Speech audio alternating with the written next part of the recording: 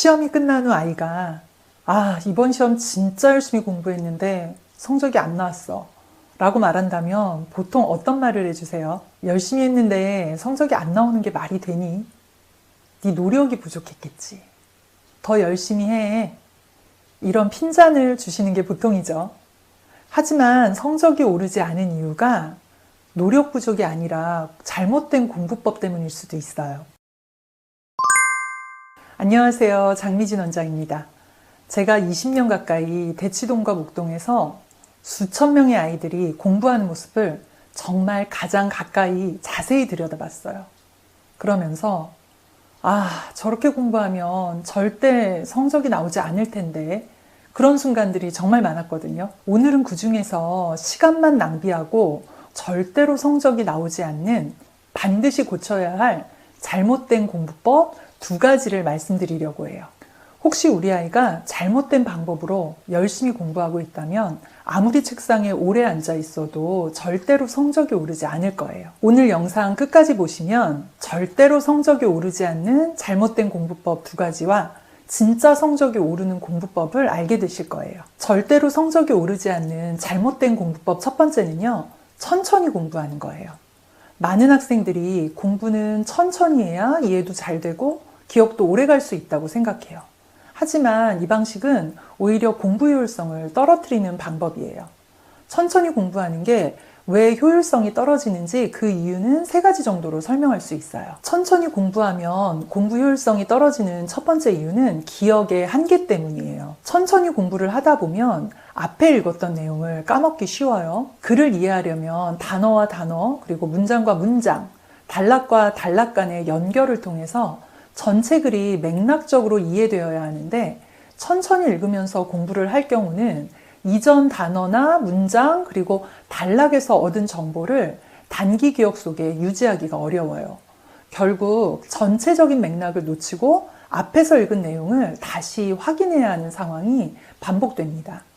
특히 고등학생의 경우 비문학 지문을 읽을 때 천천히 읽으면 맨 마지막 단락을 읽을 때쯤 되면 앞단락 내용들이 거의 기억나지 않아요. 읽으면서 까먹는 거죠. 그래서 문제를 풀다가 지문으로 또 돌아가고 또 돌아가고 그걸 계속 반복하게 됩니다. 물론 그렇다고 빠르게 훑어 읽으면서 공부하라는 뜻은 아니에요. 글을 읽을 때나 공부를 할 때 절대로 훑어 읽으면 안 돼요. 글을 의미 단위로 끊어서 읽어야 해요. 글을 의미 단위로 끊어서 읽되 다만 그 속도를 빨리 해서 앞뒤 의미를 연결하라는 뜻이에요. 천천히 공부하면 공부 효율성이 떨어지는 2번째 이유는 집중력이 분산되기 때문이에요. 천천히 공부하다 보면 집중력이 당연히 약해질 수밖에 없어요. 속도가 느릴수록 지루함을 느끼게 되죠. 지루함을 느끼는 사이사이 공부와 관련 없는 잡생각으로 주의가 산만해질 수 있어요. 천천히 공부하면 공부 효율성이 떨어지는 3번째 이유는 공부량 대비 시간이 지나치게 오래 걸리기 때문이에요. 당연히 천천히 공부하면 공부량을 소화하는데 다른 아이들보다 2~3배는 더 많은 시간이 소요되겠죠. 같은 시간을 공부해도 진도가 느릴 수밖에 없고 그만큼 반복할 시간도 없어서 공부 효율성이 떨어질 수밖에 없어요. 천천히 한 번을 보는 것보다 빠르게 여러 번을 보는 게 이해와 기억에는 훨씬 더 좋아요. 그럼 공부 속도를 높이는 방법을 알려드릴게요. 스탑워치를 활용해서 글을 의미 단위로 끊어 읽는 연습을 해보는 거예요. 글을 읽을 때는 글자 하나하나 또는 단어 하나하나를 읽지 말고 단어를 2~3개 정도 묶어서 의미 단위로 끊어 읽는 게 좋아요. 보통 한 페이지가 4~5 단락으로 이루어져 있거든요. 스탑워치를 2분 정도 맞추고 그 안에 읽는 연습을 하는 게 좋아요. 만약 5페이지 정도를 공부한다고 하면 10분 정도로 맞추고 읽는 게 좋겠죠. 절대 성적이 오르지 않는 잘못된 공부법 2번째는요. 개념보다 문제풀이에 더 많은 시간을 쏟는 거예요. 많은 학생들이 공부는 문제를 푸는 게 중요하다. 그리고 개념은 대충 이해해도 문제를 풀다 보면 자연스럽게 개념이 익혀진다 이런 생각을 하는데요. 물론 개념이 이해가 안 되다가 문제를 풀면서 자연스럽게 개념이 익혀지는 경우도 있어요. 대부분의 아이들은 학원에서 문제를 정말 많이 풀어요. 그런데 나중에 시험 분석을 해보면 틀린 문제 대부분이 개념 이해 부족이에요. 이렇게 문제풀이 중심으로 공부하는 게 습관이 된 아이들은 개념 공부를 정말 대충 하고 문제풀이에 대부분의 시간을 써요.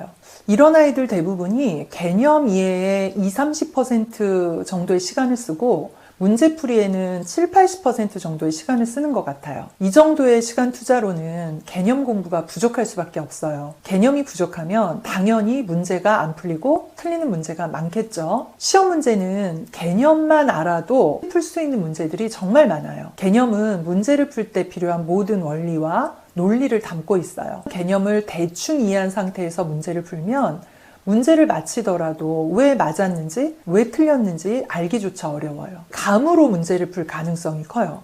예를 들어서 투부정사가 뭔지 의미는 정확히 모르지만 다음 중 투부정사 용법이 다른 하나를 골라라 하는 문제는 맞출 수 있고, 방정식이 뭔지 개념 정의는 정확히 모르지만 방정식 문제는 인수분해 공식이나 근해 공식에 대입해서 풀 수 있는 거죠. 시험은 단순히 문제를 많이 풀어서 반복 훈련된 문제풀이 능력만으로는 좋은 성적을 얻기 어려워요.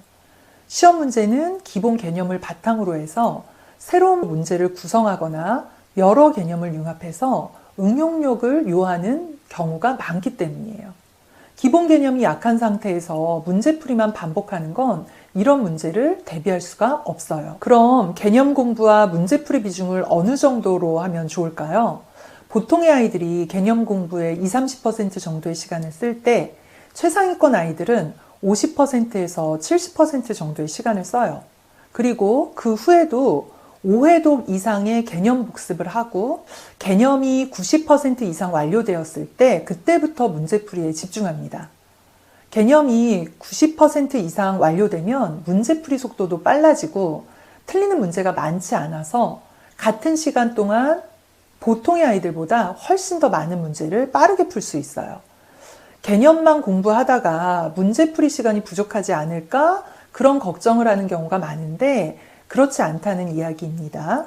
그러니 성적이 오르지 않는다면 지금보다 개념 공부에 2-3배 정도는 시간을 더 써보세요.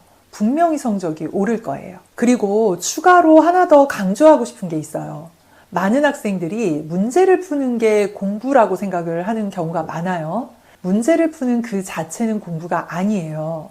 문제를 풀고 나서 채점을 한 후부터 진짜 공부가 시작되는 거예요. 틀린 문제와 맞췄지만 감으로 찍어서 맞춘 문제까지 정확하게 분석해서 왜 틀렸는지, 그리고 이 문제와 관련된 개념을 내가 확실히 알고 있는지 확인하고 정리하는 것까지 해야 공부가 완성됩니다. 문제는 계속 풀면서 채점을 안 하는 경우도 많고, 채점은 하는데 틀린 문제를 고치지 않는 학생들이 너무 많아서 노파심에 다시 한번 강조합니다. 책상에 오래 앉아서 열심히 공부했는데 그래도 성적이 오르지 않았다면 내가 너무 천천히 공부하고 있는 건 아닌지, 그리고 개념 공부보다 문제풀이에만 너무 많은 시간을 쏟고 있는 건 아닌지 반드시 체크해 보세요. 이 2가지만 바꿔도 공부 효율성 엄청 올라가고 성적도 오를 거예요. 오늘은 대부분의 아이들이 흔하게 하고 있는 공부 효율성을 낮게 만드는 잘못된 공부법 2가지를 살펴보고 공부 속도와 개념 공부의 중요성에 대해서 말씀드렸어요. 공부는 얼마나 오래 했는지도 중요하지만 어떻게 했는지 그 방법이 더 중요합니다. 잘못된 공부법을 고치고 효율적으로 공부 습관을 만드는 것만으로도 성적은 분명히 달라질 거예요. 오늘 영상이 도움이 되셨으면 좋겠고요. 공부 고민이나 궁금한 게 있으면 댓글로 남겨주세요. 그럼 저는 더 좋은 정보로 다시 뵐게요.